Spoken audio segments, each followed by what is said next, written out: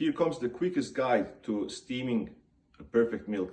It's actually only one motion. It is down and up.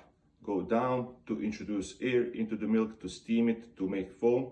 Go up when you want to break the bubbles and heat the rest of the milk up.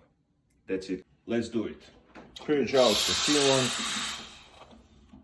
Place the steam tip just below the surface of the milk. Turn on full power. Go down.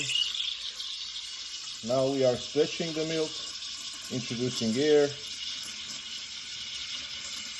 When I don't want any more air, I'm going to raise the pitcher up.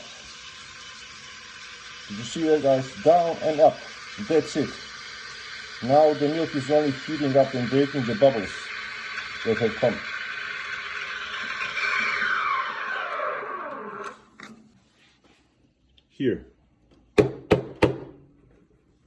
Here's how it looks.